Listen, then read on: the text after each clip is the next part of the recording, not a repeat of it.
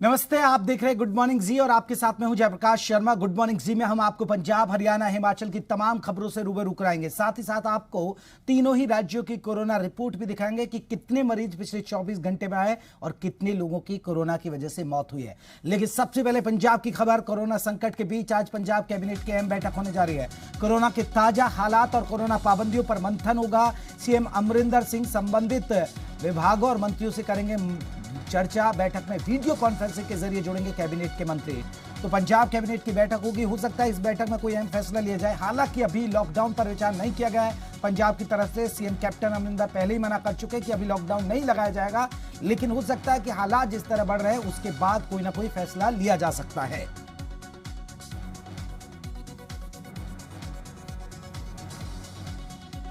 तो सीएम अमरिंदर सिंह संबंधित विभाग और मंत्रियों से करेंगे चर्चा। बैठक में वीडियो कॉन्फ्रेंसिंग के जरिए कैबिनेट के मंत्री जुड़ेंगे कि कोरोना को कैसे कंट्रोल किया जाए। क्या लॉकडाउन ही आखिरी विकल्प रहेगा पंजाब में, इस पर भी चर्चा होगी, क्योंकि हरियाणा में लॉकडाउन चल रहा है। अब पड़ोसी राज्य पंजाब भी कोई बड़ा फैसला ले सकता है। वहीं पंजाब में कोरोना लगातार कहर बरपा रहा है। राज्य में 24 घंटे में कोरोना से सबसे ज्यादा 173 मरीजों की मौत हो गई। वहीं एक दिन के अंदर 7,601 नए मामले सामने आए। वहीं एक दिन में बात करें कोरोना के 6,115 मरीज ठीक भी हो गए। इसके बाद पंजाब में कोरोना के सक्रिय मरीजों की संख्या 61,935 हो गई है। यह आंकड़ा हम आपको पंजाब का दिखा रहे हैं। पंजाब का कोरोना अपडेट क्या है। एक दिन में 7,000 से ज्यादा मामले सामने आए, लेकिन सबसे बड़ी बात यह रही कि 173 रिकॉर्ड तोड़ मौतें हो रही हैं पंजाब के अंदर कोरोना की वजह से। कोरोना की दूसरी लहर में टेस्टिंग को लेकर आईसीएमआर की तरफ से दिशा निर्देश दोबारा जारी किए गए हैं, जिसके मुताबिक अस्पताल से डिस्चार्ज के वक्त आरटीपीसीआर टेस्ट कराना जरूरी नहीं है। अंतर्राज्यीय यात्रा के लिए आरटीपीसीआर टेस्ट की जो जरूरीता है, अनिवार्यता है, उसे हटाने की उन्होंने गुजारिश की है। नियमों में बदलाव टेस्टिंग किट की किल्लत को देखते हुए किया गया है। आईसीएमआर ने कहा है कि अगर लक्षण नहीं है तो यात्रा कर सकते हैं, अगर लक्षण है तो यात्रा ना करें। इसके अलावा आईसीएमआर ने अपने निर्देशों में कहा है कि अगर एंटीजन टेस्ट पॉजिटिव है तो आरटीपीसीआर ना कराएं। एक बार नेगेटिव रिपोर्ट आ चुकी है तो आरटीपीसीआर रिपीट ना करें। एंटीजन टेस्ट सभी सरकारी और निजी अस्पतालों में किए जाएं। बाकी बाजारों और आरडब्ल्यू सब जगह पर रैपिड टेस्ट किए गए हैं और इसकी सुविधा 24 घंटे उपलब्ध रहेगी। पंजाब के ऑक्सीजन के बिना रुकावट सप्लाई की मांग को लेकर मुख्यमंत्री कैप्टन अमरिंदर सिंह ने प्रधानमंत्री नरेंद्र मोदी और केंद्रीय गृह मंत्री अमित शाह को चिट्ठी लिखी है। साथ ही पंजाब के ऑक्सीजन कोटे में 50 मीट्रिक टन बढ़ाने की मांग की है। इसके अलावा ऑक्सीजन के 20 टैंकर भेजने की भी उन्होंने अपील की है। आपको बता दें कि उन्होंने चिट्ठी लिखकर प्रधानमंत्री गृह मंत्री को जानकारी दी है कि पंजाब में ऑक्सीजन सपोर्ट ले रहे कोरोना के मरीजों की संख्या 10,000 पहुंच गई है। साथ ही मुख्यमंत्री ने कहा कि केंद्र सरकार ने पंजाब के लिए भौगोलिक रूप से नजदीक पाकिस्तान से मदद लेने के इनकार करते हुए वैकल्पिक जगहों से ऑक्सीजन सप्लाई देने का भरोसा दिया था, लेकिन अफसोस है कि ऐसा नहीं हो रहा है। पंजाब में पूर्ण लॉकडाउन नहीं लगेगा, यह कहना है पंजाब के वित्त मंत्री मनप्रीत बादल का। मनप्रीत सिंह का कहना है कि आने वाले 15 दिनों में कोरोना का कहर कम होगा और दम तोड़ देगा और इसके बाद लगभग जुलाई अगस्त के महीने में तीसरी लहर भी आएगी, जिसके लिए पंजाब सरकार तैयार है। मनप्रीत सिंह बादल बठिंडा में 66 केवी बिजली ग्रिड का उद्घाटन करने पहुंचे। दूसरी लहर की ज़्यादा चाहे तीसरी लहर भी आनी है, वो जुलाई अगस्त के आएगी और जिवें इंसान कई बार ठोकर खा के तो संभल जाता है। मैं कहना कि असी इस दूजी लहर दे विच असी ठोकर खाधी है, पर तीसरी लहर वास्ते तैयारी हो गई है। तो तीसरी लहर च जो भी जिस भी चीज़ की कमी है वो असी पूरी करांगे। डेराबस्सी के विधायक एनके शर्मा ने जीरकपुर में अपने मैरिज पैलेस को आइसोलेशन सेंटर में तब्दील कर दिया है। यहां पर करीब 100 बेड का इंतजाम किया गया है, जिसमें ऑक्सीजन से लेकर सभी स्वास्थ्य सुविधाएं उपलब्ध रहेंगी। तो एक अच्छी पहल की है। अपना मैरिज पैलेस जो है विधायक ने उसको आइसोलेशन वार्ड में तब्दील कर दिया। आप देख सकते हैं यहां पर 100 बेड का इंतजाम किया गया है कोरोना मरीजों के लिए। एनके शर्मा फार्म हाउस से खड़े हैं। तुसी तस्वीरें इत्थे दी मैं सब तो पहले अपने कैमरा मैन को दिखाए कि किस तरीके नाल 100 बेड का एक आइसोलेशन सेंटर बन रहा है इत्थे, क्योंकि केसेस वध रहे हैं। एक अपील की भी जा रही है, पर नाल दस्सिया जा रहा है कि मदद जिहड़ी है वो हर किसी को हुण करनी पएगी, हर किसी को अगे आना पएगा। ਜਿਸ ਨੂੰ ਲੈ ਕੇ ਹੁਣ ਤੁਸੀਂ ਤਸਵੀਰਾਂ ਫਿਲਹਾਲ ਦੇਖ ਸਕਦੇ ਹੋ ਕਿਸ ਤਰੀਕੇ ਨਾਲ ਇੱਥੇ ਆਈਸੋਲੇਸ਼ਨ ਸੈਂਟਰ ਜਿਹੜਾ ਹੈ ਉਹ ਬਣਾਇਆ ਗਿਆ 100 ਬੈੱਡ ਦਾ। ਵਿਧਾਇਕ NK ਸ਼ਰਮਾ ਸਾਡੇ ਨਾਲ ਨੇ। ਸਰ, ਕਿਉਂਕਿ ਅਸੀਂ ਦੇਖ ਰਹੇ ਹਾਂ ਤੁਹਾਡੇ ਫਾਰਮ ਹਾਊਸ 'ਚ ਇਹ ਬਣ ਰਿਹਾ ਸਾਰਾ ਆਈਸੋਲੇਸ਼ਨ ਸੈਂਟਰ ਬਣ ਰਿਹਾ ਹੈ, ਕੀ ਮਕਸਦ ਤਾਂ ਸਾਰਿਆਂ ਨੂੰ ਪਤਾ ਹੈ ਕਿ ਲੋਕਾਂ ਦੀ ਜਾਨ ਬਚਾਉਣੀ ਹੈ, ਕਰੋਨਾ ਕਾਲ ਚੱਲ ਰਿਹਾ ਹੈ, ਪਰ ਲੋੜ ਕੀ ਪੈ ਗਈ ਇਸ ਚੀਜ਼ ਦੀ? ਇੰਨੇ ਕੇਸਿਸ ਆ ਰਹੇ ਨੇ ਇੱਥੇ ਕਿ ਹੱਥ ਖੜੇ ਹੋ ਗਏ ਪ੍ਰਸ਼ਾਸਨ ਦੇ ਕਿ ਤੁਹਾਨੂੰ ਅੱਗੇ ਆਉਣਾ ਪੈ ਰਿਹਾ ਹੈ। ਜੀਰਕਪੁਰ 'ਚ ਵੀ ਰੋਜ਼ 200-300-400 ਕੇਸਿਸ ਜਿਹੜੇ ਆ ਰਹੇ ਆ, ਪੂਰੇ ਹਲਕੇ 'ਚ ਬਹੁਤ ਬੁਰੀ ਹਾਲਤ ਆ। ਸਭ ਤੋਂ ਵੱਡੀ ਪ੍ਰੋਬਲਮ ਕੀ ਹੈਗੀ ਆ ਹੁਣ, ਇਹ ਪਿੰਡਾਂ ਦੇ ਅੰਦਰ ਚਲਾ ਗਿਆ, ਬਸਤੀਆਂ 'ਚ ਚਲੇ ਗਿਆ। ਜੀ BR ਅੰਬੇਦਕਰ ਕਲੋਨੀ ਤੋਂ ਇੱਕ ਪੇਸ਼ੈਂਟ ਜਿਹੜਾ ਉਹ ਮਿਲਿਆ ਹੈਗਾ। ਪ੍ਰੋਬਲਮ ਕਿਆ ਵੀ 2-2 ਕਮਰੇ ਆ, ਫੈਮਿਲੀ ਰਹਿੰਦੀ ਆ। ਜਦੋਂ ਇੱਕ ਪੇਸ਼ੈਂਟ ਨੂੰ ਕੋਈ ਕਰੋਨਾ ਹੋ ਜੇ ਉਹਦੇ ਨਾਲ ਦੂਸਰਿਆਂ 'ਚ ਇਨਫੈਕਸ਼ਨ ਜਾਂਦੀ ਹੈ, ਕਿਉਂਕਿ ਆਈਸੋਲੇਟ ਕਰਨ ਦੀ ਜਗ੍ਹਾ ਹੀ ਨਹੀਂ ਹੈਗੀ। ਤੇ ਡਿਸਟ੍ਰਿਕਟ 'ਚ ਤੁਸੀਂ ਅੱਜ ਦੀ ਹਾਲਾਤ ਇਹ ਦੇਖੋ ਵੀ ਪੂਰੇ ਜ਼ਿਲ੍ਹੇ 'ਚ ਤੁਸੀਂ ਪਤਾ ਕਰੋ ਵੀ ਕਿਤੇ ਵੀ ਕਿਸੇ ਹਸਪੀਟਲ 'ਚ ਕੋਈ ਬੈੱਡ ਨਹੀਂ ਹੈਗਾ। ਈਵਨ ਜਿਹੜੇ ਸਰਕਾਰੀ ਮੇਰੇ ਹਲਕੇ 'ਚ ਤਾਂ ਕੋਈ ਸਰਕਾਰੀ ਕਰੋਨਾ ਹਸਪੀਟਲ ਹੈ ਨਹੀਂ। ਮੋਹਾਲੀ 'ਚ ਕਰੋਨਾ ਹਸਪੀਟਲ ਇੱਕ ਸਰਕਾਰੀ ਫੇਜ਼ 6 'ਚ ਬਣਾਇਆ, ਉੱਥੇ ਵੈਂਟੀਲੇਟਰ ਕੋਈ ਨਹੀਂ। 100 ਬੈੱਡ ਲਾਏ ਹੋਏ ਆ, 104 ਪੇਸ਼ੈਂਟ ਮੈਨੂੰ ਸਵੇਰੇ ਸਿਵਲ ਸਰਜਨ ਸਾਹਿਬ ਨੇ ਦੱਸਿਆ। ਇਹ ਪੋਜੀਸ਼ਨ ਹੈਗੀ। ਔਰ ਜਿਸ ਬੰਦੇ ਨੂੰ ਕਰੋਨਾ ਹੋ ਜਾਂਦਾ ਨਾ ਜੀ, ਉਹਨੂੰ ਸਮਝ ਨਹੀਂ ਆ ਰਹੀ ਵੀ ਉਹ ਜਾਏ ਕਿੱਥੇ। ਕਈ ਬੰਦੇ ਤਾਂ ਦੇਖੋ ਕਰੋਨਾ 2% ਡੈਥ ਰੇਟ ਹੈਗਾ, ਬਾਕੀ ਬੰਦੇ ਘਬਰਾ ਕੇ ਹੀ ਜਿਹੜੇ ਡਿਪਰੈਸ਼ਨ 'ਚ ਹੀ ਕਈ ਵਾਰੀ ਫੇਟਲ ਹੋ ਜਾਂਦੇ, ਪੈਨਿਕ ਹੋ ਜਾਂਦੇ ਆ, ਸੁਸਾਈਡ ਅਟੈਂਪਟ ਵੀ ਕਰ ਦਿੰਦੇ ਨੇ ਕਈ। ਇਸ ਤਰੀਕੇ ਨਾਲ ਵੀ ਦੇਖਿਆ ਜਾਂਦਾ ਹੈ। ਜੇ ਇੱਥੇ ਦੀ ਗੱਲ ਕਰੀਏ, ਇੱਥੇ ਕੀ ਕੁਝ ਸਹੂਲਤ ਮਿਲੇਗੀ ਲੋਕਾਂ ਨੂੰ? ਤੁਸੀਂ ਦੇਖੋ ਵੀ ਅਸੀਂ ਸਾਰੇ ਬੈੱਡ ਲਾਏ ਆ, ਇੱਥੇ ਡਾਕਟਰਸ ਰੱਖੇ ਆ, MBBS ਡਾਕਟਰ ਰੱਖੇ ਆ, ਨਰਸਿਸ ਸਟਾਫ ਰੱਖਿਆ, ਦਵਾਈਆਂ 100% ਜਿਹੜੀ ਪੇਸ਼ੈਂਟਾਂ ਨੂੰ ਫ੍ਰੀ ਮਿਲਣੀਆਂ।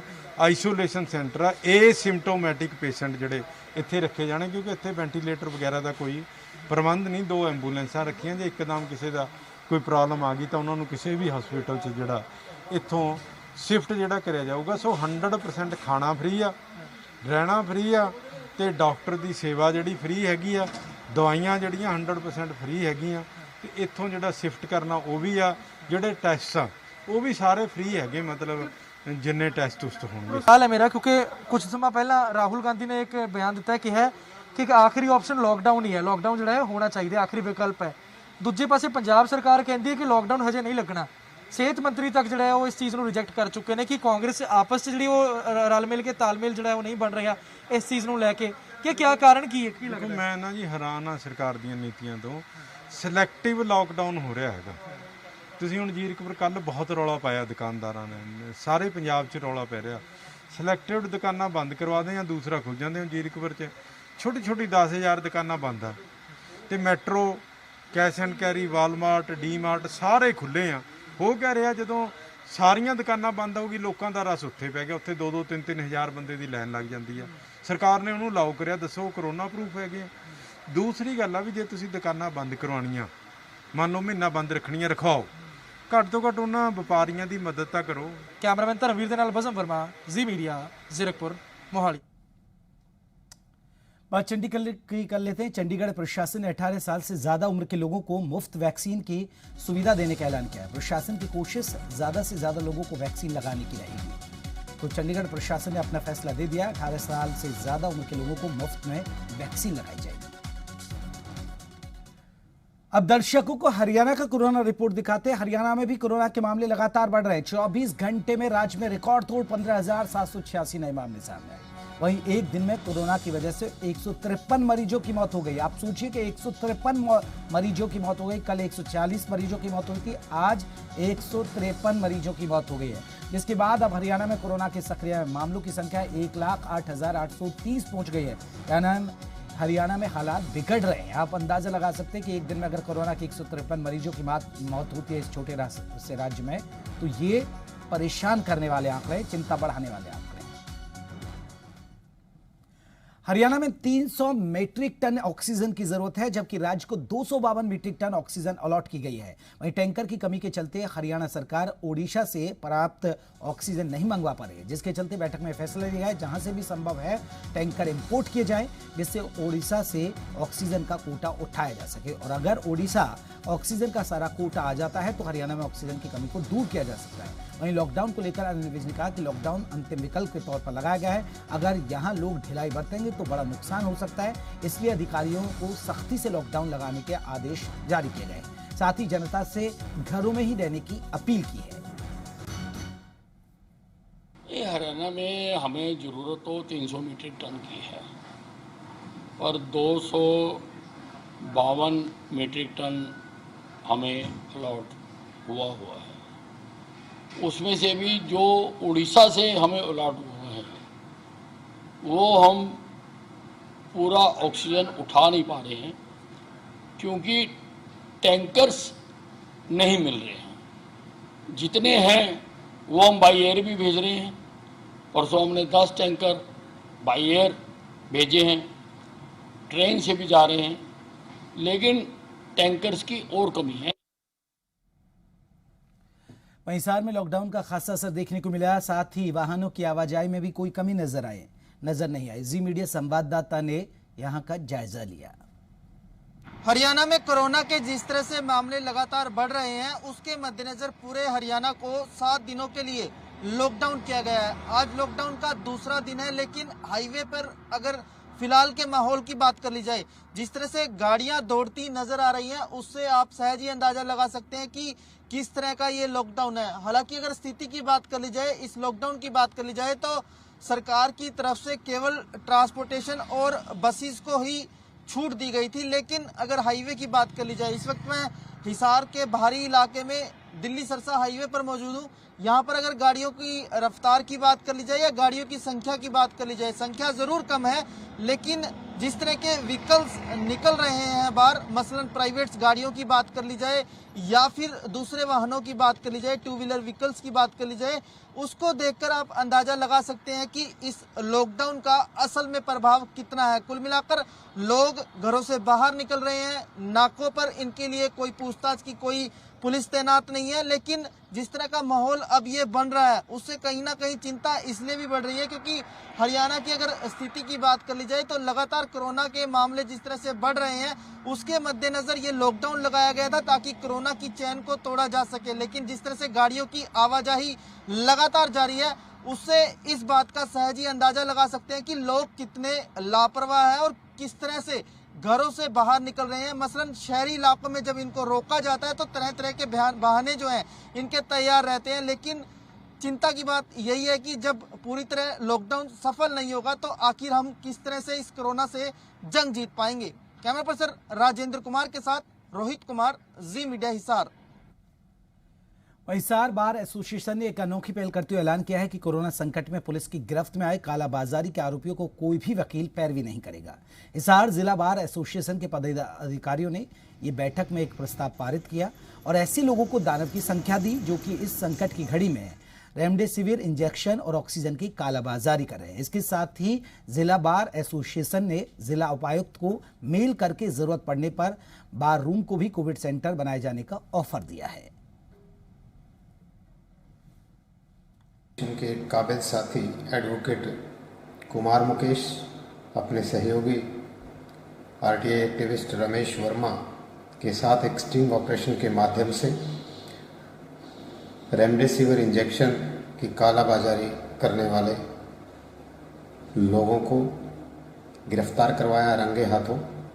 उसके लिए बार एसोसिएशन उनकी आभारी हैं। खबर फरीदाबाद से है। फरीदाबाद की बात करें तो फरीदाबाद में मुख्यमंत्री मनोहर लाल के निर्देशों पर छांसा के श्री अटल बिहारी वाजपेयी राजकीय मेडिकल कॉलेज के संचालन को लेकर भारतीय सेना के डॉक्टरों की टीम ने डीसी से मुलाकात की। ये मुलाकात करीब 1 घंटा तक चली। इससे पहले भारतीय सेना के शिक्षकों की टीम ने मेडिकल कॉलेज का भी दौरा किया। डीसी ने कहा है कि मौजूदा हालात में मेडिकल कॉलेज को शुरू करना बेहद जरूरी है।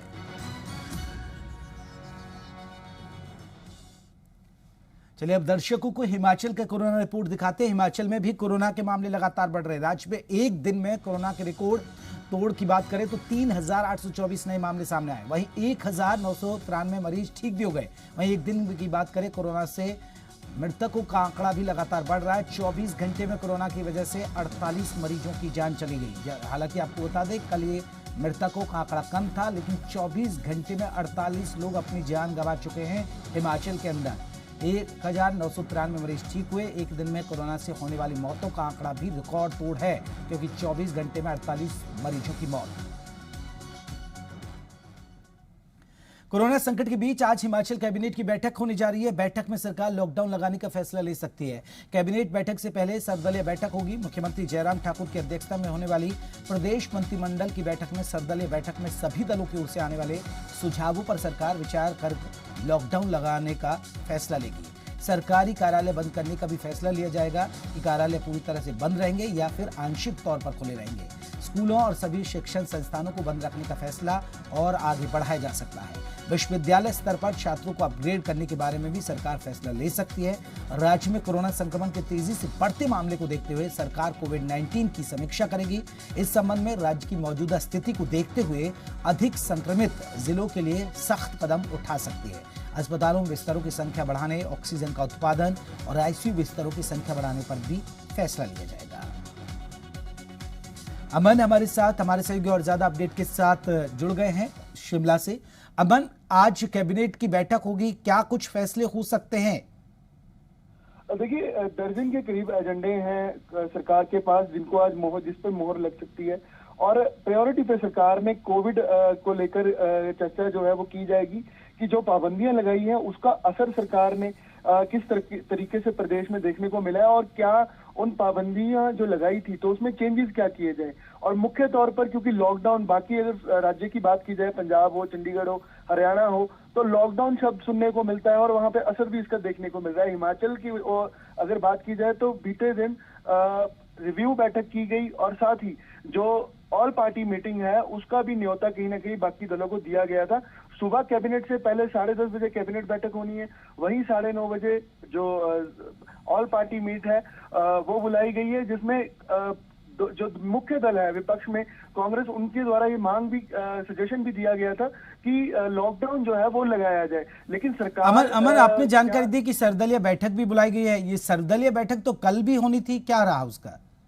देखिए, 2 फेज में सर्वदलीय बैठक जो है वो की जा रही है। कल मुख्यमंत्री समय रहते नहीं पहुंच पाए थे तो जो संसदीय कार्य मंत्री है सुरेश भारद्वाज, उनके द्वारा मौजूदा हालातों पर जो प्रेजेंटेशन है वो दी गई और सुझाव जो है वो दलों से लिए गए कि क्या क्या सुझाव है। आज जिन सुझावों को मुख्यमंत्री के साथ कैबिनेट से पहले 9:30 बजे डिस्कस किया जाएगा और वही सुझावों को कैसे इंप्लीमेंट किया जाए, क्या पाबंदियां लगाई जाए, इस पर सर्वदलीय बैठक के बाद कैबिनेट में मोहर जो है वो लग सकती है। जानकारी ये भी है कि लॉकडाउन की ओर सरकार बढ़ सकती है और पाबंदियां इस प्रकार से इंप्लीमेंट कर सकती है, लगा सकती है सरकार, जिसका असर एज ए लॉकडाउन देखने को प्रदेश में मिलेगा। लेकिन सरकार की एक नजरिया ये भी है सरकार की ओर से, लोगों के अंदर पैनिक क्रिएट ना हो और जो स्वास्थ्य विभाग के जो मौजूदा हालात है, जो सिचुएशन है, उसको कैसे बेहतर किया जाए। क्योंकि डेली अगर बात की जाए तो 50 का आंकड़ा है जो मौत डेली हो रही है और 3 से 4 हजार डेली। यानी अमन लग रहा है कि हिमाचल में लॉकडाउन लग भी सकता है और हो सकता है कि लॉकडाउन की जगह सख्त पाबंदियां हो सकती है। अमन, शुक्रिया तमाम जानकारी के लिए। अमन हमारे सहयोगी हमें शिमला से जानकारी दे रहे थे। हिमाचल सरकार लगा सकती है लॉकडाउन, अगर लॉकडाउन पर फैसला नहीं हुआ तो सख्त पाबंदियां हो सकती हैं।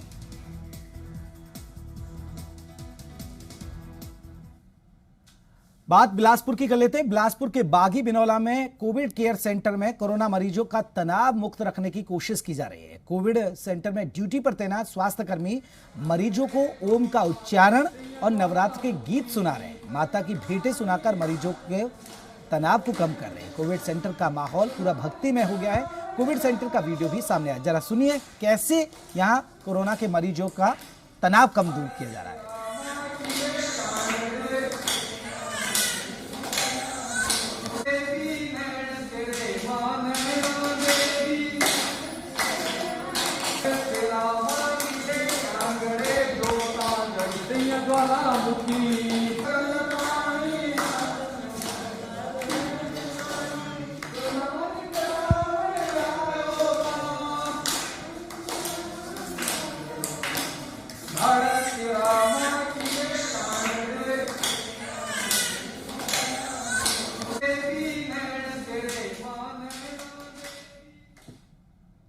तो मरीजों का तनाव कम किया जा रहा है। किस तरह की जो मरीज होते परेशान रहते हैं लगातार, क्योंकि एक ही जगह पर 14 दिन उन्हें रहना पड़ता, तो ऐसे में एक अच्छी बात है।